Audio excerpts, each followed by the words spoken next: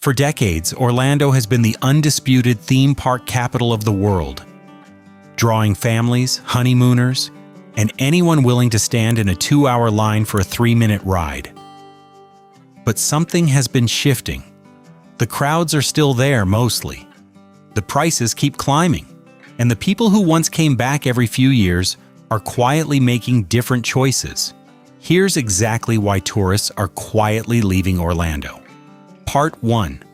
The numbers that tell a more complicated story. Orlando doesn't like to admit things are complicated. The official messaging is almost always some version of record-breaking, and to be fair, 2024 did bring 75.3 million visitors to the city, a 1.8% increase over the previous year according to Visit Orlando. Orange County tourism tax collections hit all-time highs. Hotel occupancy was strong. On paper, everything looks fine. But the picture starts to look different when you zoom in on where exactly those visitors are coming from and who is no longer showing up. International visitation, which had been slowly recovering from the collapse it suffered during the pandemic, started sliding again in 2025. Canada, historically the single largest source of international tourists to the United States, accounting for roughly 28% of all international visitors in 2024, stopped coming in meaningful numbers. Canadian air arrivals to Orlando were down noticeably through the spring of 2025, and advance hotel bookings slowed considerably starting in April, according to Cassandra Mattei, the president and CEO of Visit Orlando. The reason wasn't hard to find. Trade tensions between the United States and Canada escalated sharply in early 2025, with tariff disputes and political rhetoric creating a sentiment among many Canadians that the U.S. was no longer a particularly welcoming destination. Across the country, Canadian road trips to the U.S. dropped by around 35% year over year by September 2025, according to Statistics Canada. It was the 9th consecutive month of steep declines. By the time the year closed out, Canadian visitation to Florida had fallen about 15.5% for the year.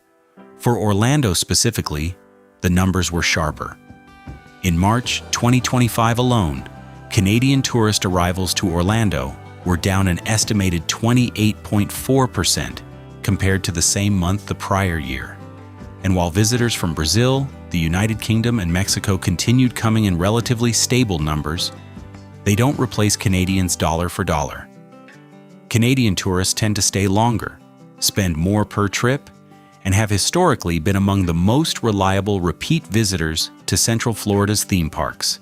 The U.S. Travel Association projected that the country would lose between $12.5 and $15 billion in international visitor spending in 2025. Making the United States one of the only major economies in the world to see a decline in international tourism revenue that year. Orlando, as the country's most visited destination, absorbed a notable share of that.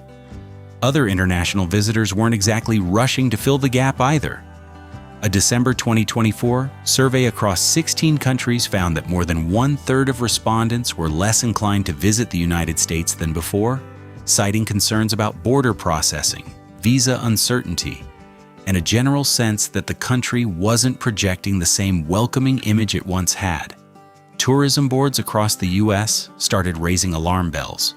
The U.S. Travel Association, in response, began urgently calling on Congress to fully fund Brand USA, the public-private partnership that runs coordinated global marketing for American tourism destinations.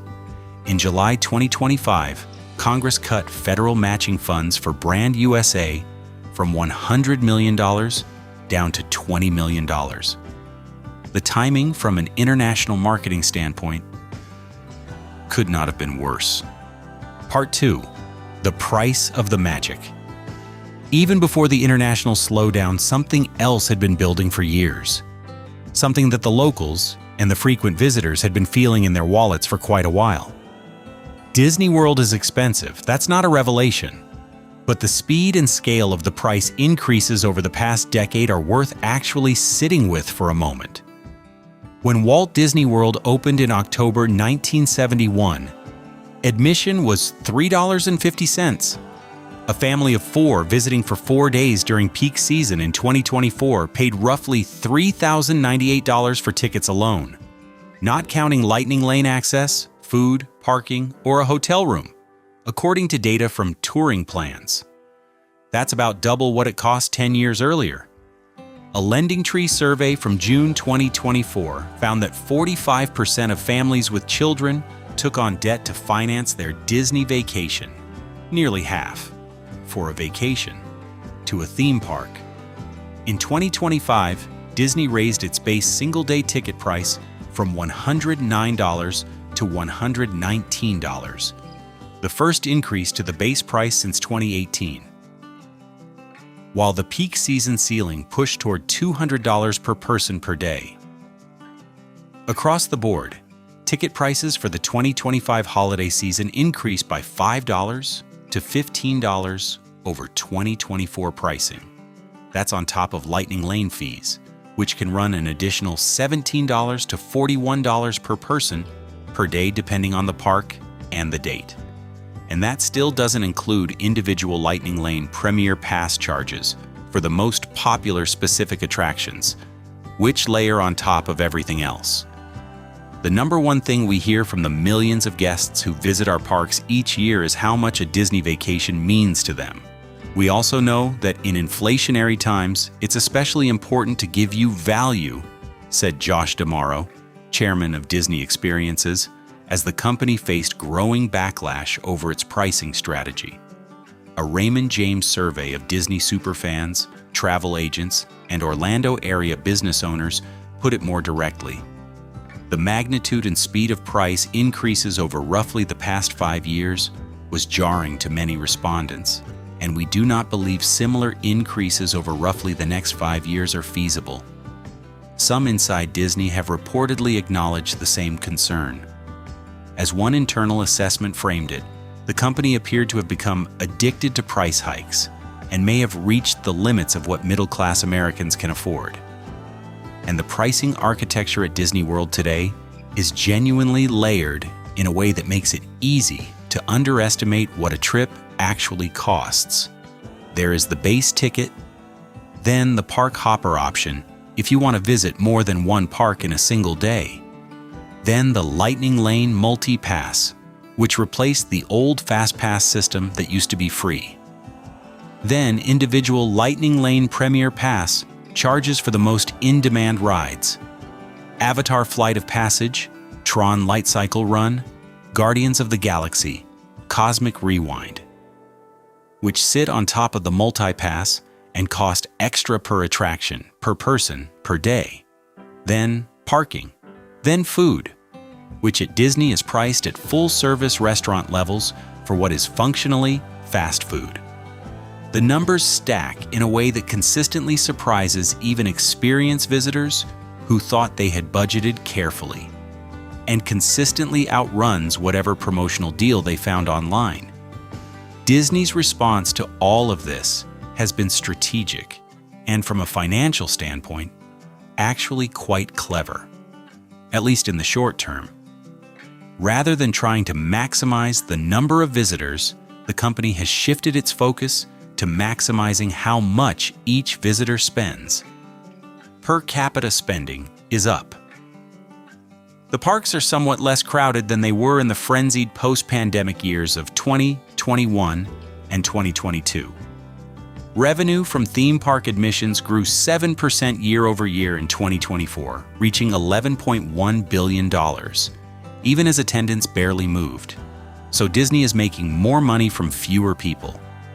The people it's pricing out are largely the middle-class families who used to plan their Disney trip once every few years as a genuine aspiration. Those families are still dreaming about it. They're just doing the math and deciding not to go right now, or going somewhere else instead. Universal hasn't been immune to these dynamics either. Universal Orlando saw attendance slip in 2024 as visitors held off ahead of the opening of Epic Universe, the massive new 5th theme park that opened in May 2025.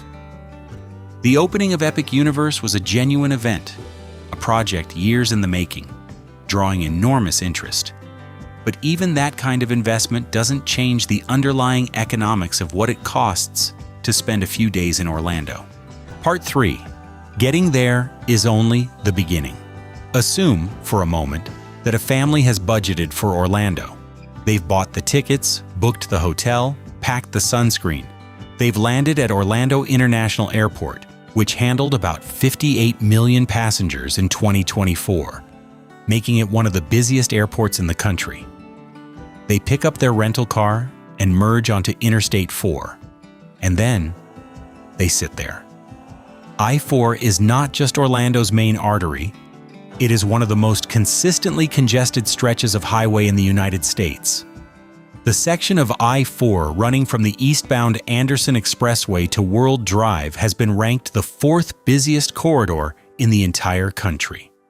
Orlando drivers lose an average of 32 hours per year to traffic, according to an INRIX report from early 2026, and that congestion costs each driver roughly $589 annually in wasted time and fuel, up more than $100 from the prior year. The city now ranks 37th out of 300 metro areas in the U.S. for traffic congestion. The Florida Department of Transportation has a multi-billion-dollar overhaul of I-4 underway. The Moving I-4 Forward initiative, which includes adding express lanes, rebuilding interchanges, and widening portions of the roadway to as many as 10 to 12 lanes in some areas. It is not expected to be completed until 2031. As one Polk County resident put it, "It's bad, real bad. It's not a good way to travel." His observation, made to a local news crew, was about as precise a summary of the situation as anyone could offer. For tourists who came to Orlando to relax and have fun, sitting in gridlock on the way to a theme park is not exactly the start of a magical experience. And once they arrive at the park itself, the experience of managing a modern Orlando theme park visit has become something closer to a logistics operation than a vacation. Rides require reservations made in advance. Lightning lane access has to be purchased separately, and separately again for the premium attractions. Mobile orders for food have to be placed on apps that don't always work reliably in places with thousands of people simultaneously using the same cell towers. Parents of young children describe the process of managing a Disney day as one in which success is measured by planning efficiency rather than the actual experience of being there. Something has shifted when the benchmark for a good vacation is whether you executed your itinerary correctly. Then there is the matter of what happens when you leave the park. In peak season, the resort areas around International Drive and US 192 near Kissimmee back up in ways that can add an hour to a 10-minute drive. Restaurant waits at popular spots stretch to 90 minutes or more on summer evenings. The cumulative effect of all that waiting. In the car, at the park entrance, in line for the ride, in line for food, waiting for a table, sitting in traffic on the way back, tends to color the memory of the trip in ways that don't show up in the tourist satisfaction surveys but do show up in the decision about whether to come back next year. A 3-hour wait for a ride at Disney that is over in less than a minute is how one travel writer summarized the experience for a certain segment of frustrated visitors. That sentence alone has been repeated in various forms in dozens of travel forums, Reddit threads, and social media posts over the past few years. Not as hyperbole, but as a sincere description of what a day at the parks actually involves. Part 4. The city behind the theme parks. Orlando's tourism challenges don't exist in isolation from what's happening to the city itself. The people who work in Orlando's tourism industry, the hotel staff, the restaurant workers, the theme park cast members, have been living through a housing affordability crisis that has been building for over a decade and has become one of the most acute in the country. Home prices in the Orlando metro area increased by roughly 200% between January 2012 and January 2023. In 2019, the median sale price of a home in Orlando was around $243,807. By June 2022, it had climbed to $331,750, and prices continued rising from there. A Harvard University study found that in 2023, the median home price in Orlando was 5.7 times the area's median income, a ratio that puts home ownership well out of reach for a large portion of the local workforce. Among workers in Orlando's hospitality and tourism industry, 99% of single-earning households making the median wage for their job cannot afford a median-priced, entry-level home in the metropolitan area, according to an analysis by Habitat for Humanity Greater Orlando. That number is 99%, not a fraction. Essentially, everyone who works in the industry that sustains Orlando's economy cannot afford to live within a reasonable distance of the place where they work. For renters, the situation is barely less dire. A majority of renters in the Orlando metro area now spend more than 30% of their income on rent, with 28% spending more than half their earnings on housing, according to data from Apartment List using U.S. Census figures. The 2025 National Low-Income Housing Coalition's GAP report ranked the Orlando-Kissimmee-Sanford area 6th in the country for housing unaffordability among extremely low-income renters, meaning that for every 100 such renters, the region can offer just 19 affordable units. Orlando continues to be one of the hardest places in the country for extremely low-income renters to find a place to live, said Ryan Von Weller, COO of Wendover Housing Partners.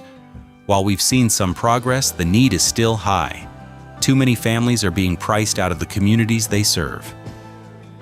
7 Central Florida counties reached record eviction filings in 2024, with more than 50% of eviction cases ending with tenants being removed. This is the context in which tourists arrive to enjoy their vacations.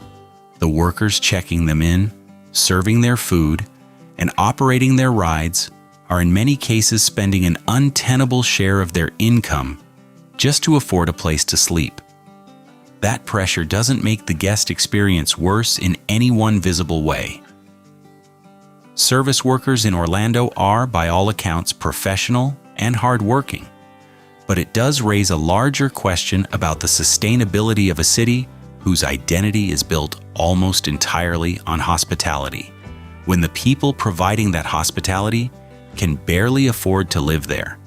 It also creates a practical staffing problem that the industry has been quietly managing for years. When workers can't afford to live close to where they work, commutes get longer, turnover gets higher, and the pool of people willing to take hospitality jobs at prevailing wages shrinks. Businesses respond by paying more, which adds to operating costs, which eventually adds to the prices visitors pay, a cycle that reinforces the affordability squeeze from both ends simultaneously. The tourism economy and the local housing market are not separate problems. They are the same problem viewed from different angles. Part 5. The Changing Traveler. The tourists who are stepping back from Orlando aren't disappearing from the travel market. They're going somewhere else. And the reasons they're choosing differently reflect something broader than just prices or traffic. Travelers in 2025, particularly those in the 35-plus age group who have visited Orlando before and are deciding whether to go back, are making more deliberate decisions about what they want out of a trip. Many of them have been to Disney World. Some have been multiple times. The sense of discovery that drove those early visits isn't as easy to replicate on the 4th or 5th trip, especially when a significant portion of that trip now involves managing an app, waiting in lines that cost extra money to skip, and eating theme park food at restaurant prices. The rise of alternatives has been significant. Other theme park destinations have emerged or expanded. International travel, despite some softening in enthusiasm for the U.S. specifically, has resumed strongly. And for many American families, a week in Mexico, the Caribbean, or Europe can now be assembled for a comparable or lower total cost than a full Orlando theme park vacation, especially when you factor in what the parks actually cost once you're inside them. All-inclusive resorts in Cancun or the Dominican Republic in particular have absorbed a visible portion of the family vacation market that Orlando once captured almost automatically. Domestic alternatives have also gained ground. Cities that weren't traditionally thought of as vacation destinations have invested in experiences that appeal to adults and families. National parks, despite their own overcrowding problems, continue to grow in popularity. Beach destinations up and down both coasts have absorbed some of the demand that previously flowed automatically to Orlando. Social media has changed the relationship between travelers and destinations in ways that work against a place like Orlando. The Instagram-worthy shot at a Disney park is now so thoroughly documented across every platform that it's lost some of its power to motivate the trip. Meanwhile, less visited places are generating the kind of genuine novelty that drives travel decisions. The traveler who once planned an Orlando trip because it was the obvious answer to where should we take the kids now has access to a much wider range of obvious answers. And social media is actively surfacing all of them, constantly. There's also the issue of what the parks themselves have become in terms of the planning required to visit them effectively. The spontaneous family road trip to Disney, loading everyone in the car, driving south, figuring things out as you go, is not really a viable approach anymore. Modern Orlando theme park visits require advance booking of Lightning Lane reservations, restaurant reservations made weeks in advance, knowledge of which days to avoid, which apps to download, which add-ons are worth purchasing, and which rides justify a Premier Pass charge versus which ones are manageable on standby. For families who do that research and execute that planning, the experience can still be exceptional. But the barrier to having a good trip has risen, and that added friction is enough to tip some families towards simpler alternatives. There is a particular irony in the fact that Disney built its original reputation on ease. You came, you wandered, you rode things, you ate a hot dog, you watched the fireworks. Nobody needed a certification course to have a good time. The parks are undeniably more sophisticated now. The rides are better. The immersive worlds are genuinely impressive. The technology is remarkable.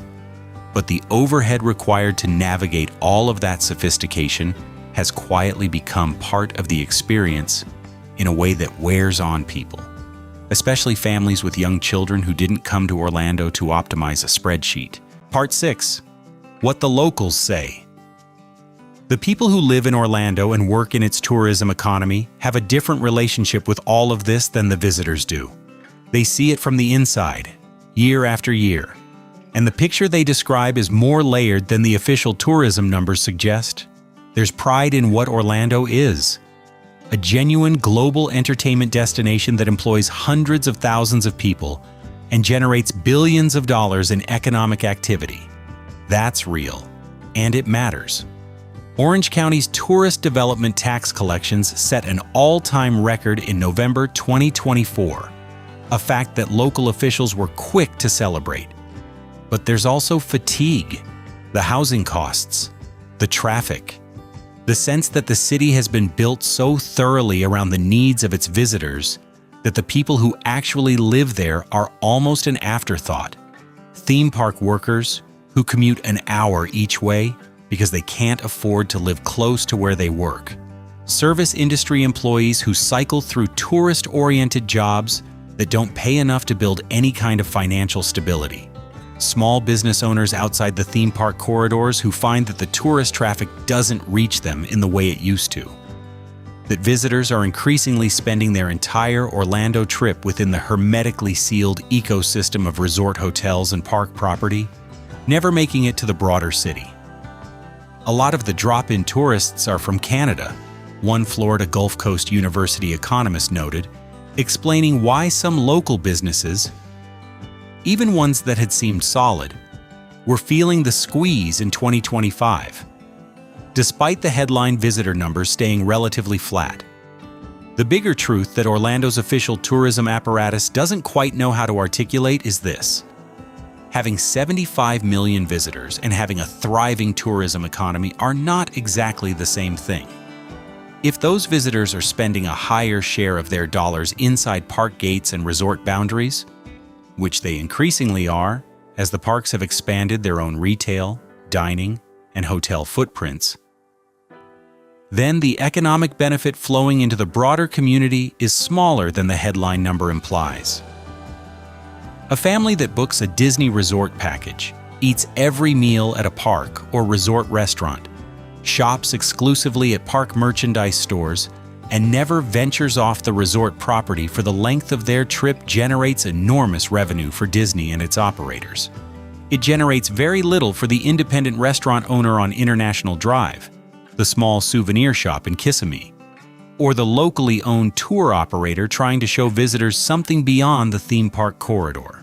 The gravitational pull of the resorts has gotten stronger as Disney and Universal have continued building out their on-site experiences, and the surrounding community has felt the corresponding thinning of foot traffic.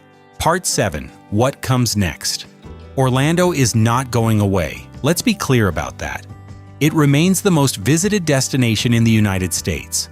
Epic Universe opened in May 2025 and generated exactly the kind of buzz and enthusiasm that a genuinely new and ambitious theme park deserves. Walt Disney World's resort occupancy rose to 87% in 2025. The city added 76,000 new residents in the 12 months leading to July 2024.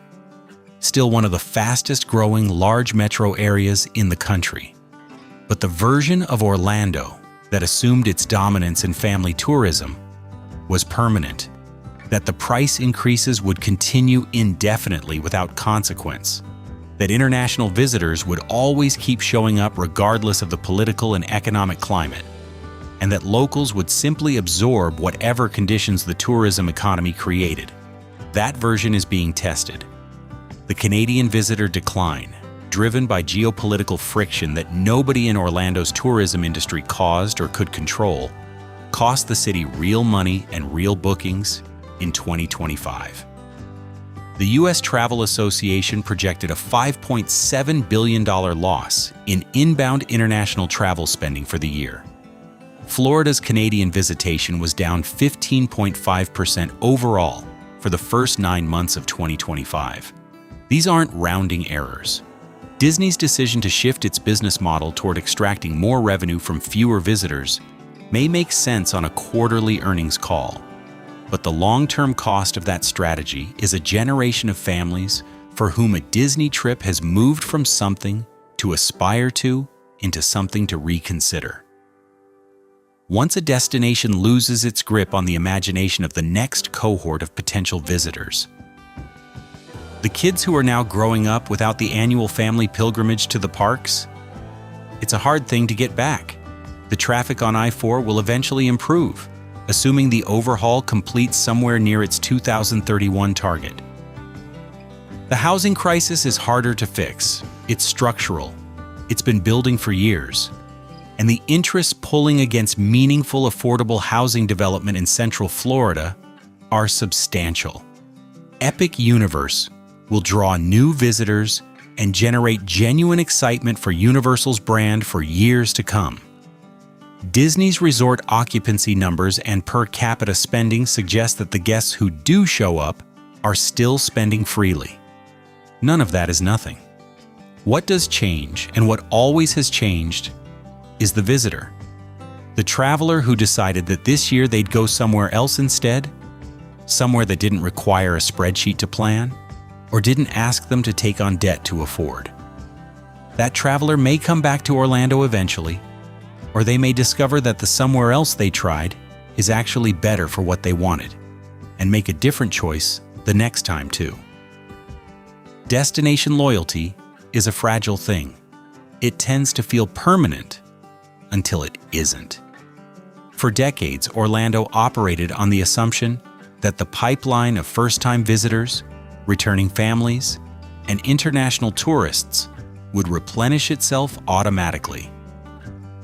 That the brand was strong enough to overcome whatever friction had built up around the experience of actually being there. That assumption is being stress-tested right now in ways it hasn't been before, by a combination of pricing, politics, competition, and the simple fact that more people are looking more carefully at whether Orlando is still the best answer to the vacation question they're trying to solve. That's not a crisis exactly, not yet, but it's a shift. And in a city that has built its entire identity around being the place everyone comes to, a shift in that direction is worth paying attention to. Orlando has been selling magic for over 50 years. The question now is whether the magic can hold up when the price tag keeps climbing, the infrastructure keeps straining, and the alternatives keep multiplying. The city that built itself on the promise that anyone could come here and have the time of their life is finding out, in real time, that anyone is a harder promise to keep than it used to be. If you found this video interesting, hit like and subscribe. There are more stories like this one, about the places we think we know until we start asking the people who actually live there.